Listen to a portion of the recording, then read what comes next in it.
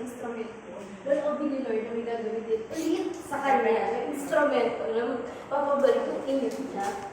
Kasi gusto ko yun, tatawagin niya ako. Sabi niya, gawa ko ng pipit sa Canva. Habang ginagawa ko, yung nakikita ko yung lesson niya, yung kay Samson. Sabi ko, ba't dami ng babae? Seryoso yun. Yung parang, binabasa ko, ito yung lecture mo, yung kay ano, yung kay Samson mo yun. Sabi niya, marami siya about. Oo, yun, about. Di ba yung mga words ni Kuya? Parang pangkando siya, pero alam mo, meron siyang pananampalataya. And doon talaga ako nagulat kasi nung mga bata ko talaga kami. Alam niyo po, yung bulak-bul din siya. And then, ayun, nagulat ako kasi siya yung ginamit, tapos nadala niya din po ako.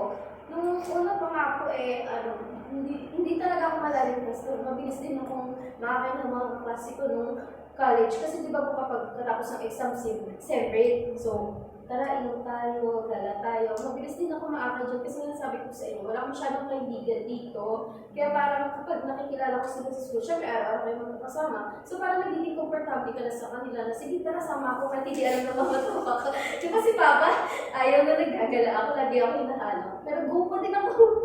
Nag-go pa din ako. Pero ang galing ng Lord kasi dinala niya po ako dito. Tapos lahat po kayo. Nararamdaman ko po lang niyo ako. Kawawa yung jacket ni Jack.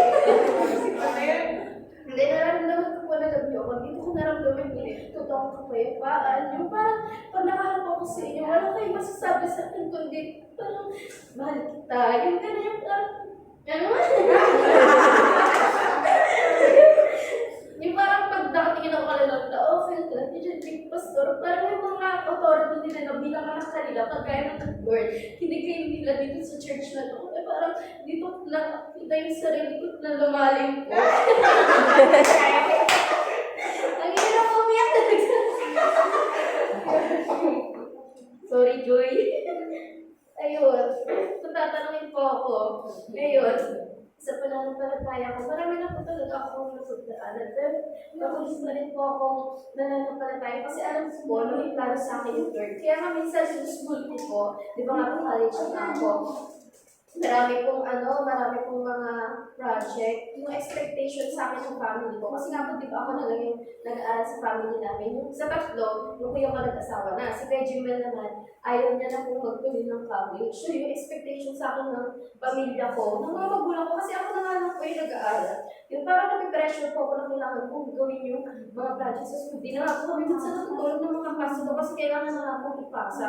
Pero alam nila, na sinabi ko na sa kanila na Sabado at Linggo, huwag nyo na akong pupulitin kasi parang inaali ko na po yung paranoid sa kanyang Panginoon. Hindi naman po, nakikisama yung mga kunasi ko. Ayun, tuwing Monday, doon ako totoo yung kay Sander, tuwing Monday mo siya gagawin. Totoo po yun, di na nga ako natutulog ng Monday, hindi ko nga po alam paano ko nagagawa eh. Pero sa tulong ng Lord, na nakulit niya, di ba sinabi niya po doon sa Jeremiah 29:11, kaya kiniklaim ko po na parang ang dami ginagawa sa college. Alam ko po ng plano sa akin ito. Kaya patuloy pa rin po akong mag-latest na.